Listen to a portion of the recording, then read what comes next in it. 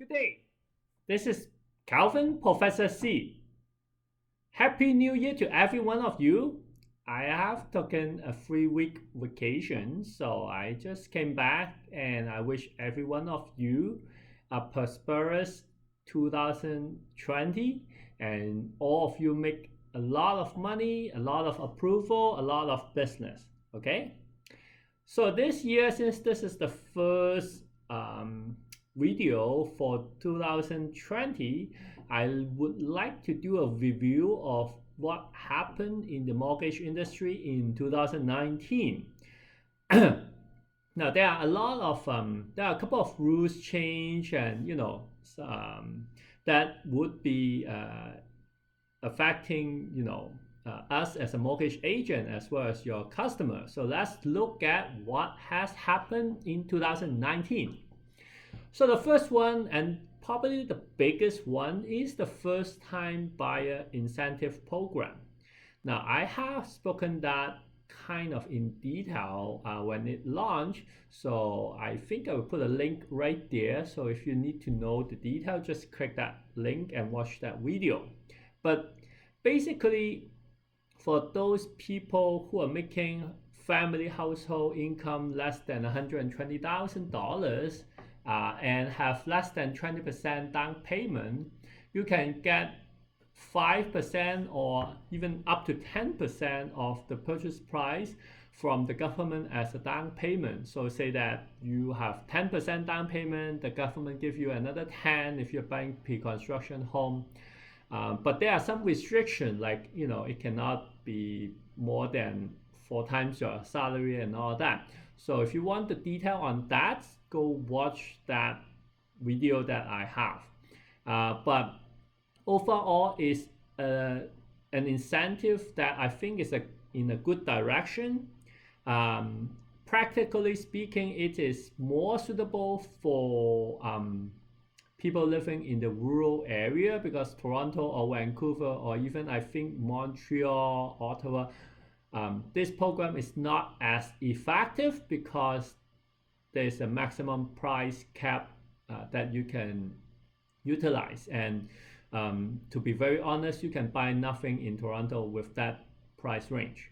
So it is not as useful. But if you're buying property from Windsor or somewhere else in the rural area, even more rural, then yes, that incentive is a good incentive. Okay, so that's one, the first time home buyer incentive program. The second one is the first time buyer RSP withdrawal limit has been increased. So before, you can withdraw $25,000 from your RSP, and you just have to make sure that there are a couple of questions that you need to answer. Basically, you have to be a first-time home buyer. You have to use it as a principal residence and all that. So if you qualified, you can withdraw $25,000 from your RSP to purchase your home without incurring any tax implication. So no taxable income increase in the year that you withdraw.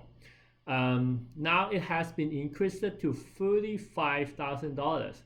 So that means you can withdraw more money from your RSP without impacting your taxable income. So that's a good news. That's good, and I think that's impactful. So is it enough to move the real estate market? Probably not, but again, it's a good small step in the right direction. So I like that. Then there is the qualifying rate decrease. If you have watched my video about the benchmark rate, the stress test, if you heard about the B20 and all that, you know that we now need to qualify every single one under a benchmark rate. And that rate has been decreased from 5.34 to 5.19 across the board. So that means every single one of us is going to be qualified for mortgage easier. So we have an easier time to qualify for a mortgage. Although the impact is not huge, you can qualify a little bit more for the mortgage, but not huge. But again, is another step in the right direction. So that's okay.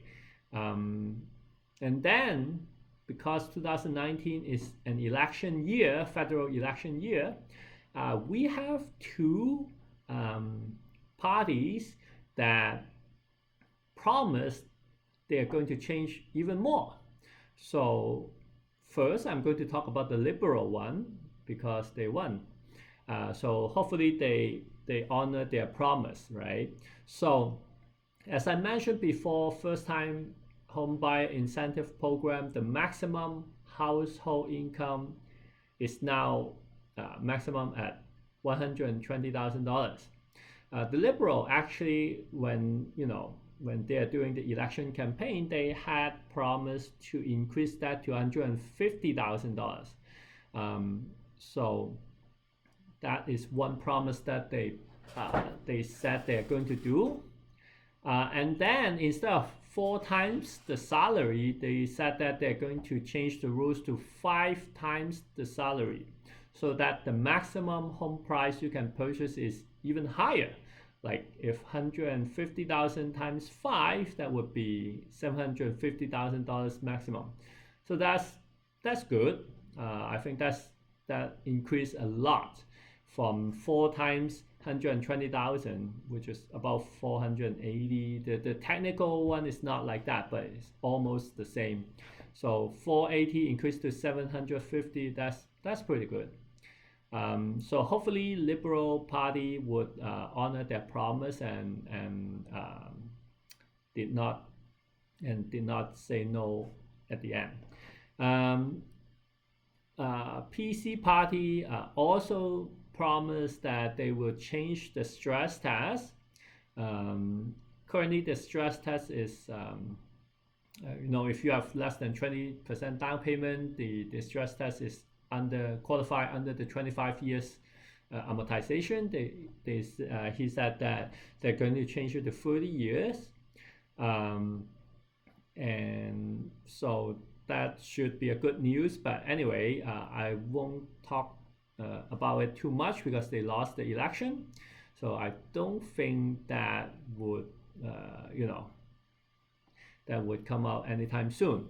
But either way, why I talk about the promise from two parties, because I think overall 2019 is a good year for mortgage industry. I'm pretty sure your business has increased over 2018. And also with all the changes, although every single one of them is not very impactful, but altogether it is somewhat positive, and it can change the real estate market a little bit. As well, the government is finally realizing that they have kind of controlled the mortgage industry too much, and they are now relaxing it. So I like that direction. So hopefully 2020 has more good news for the mortgage industry. But overall 2019, I'm pretty happy with it. I give it an A+. And for 2020, hopefully every one of us make more money, a lot more approval, and the home buyers are more happy. Okay, so I will see you next week.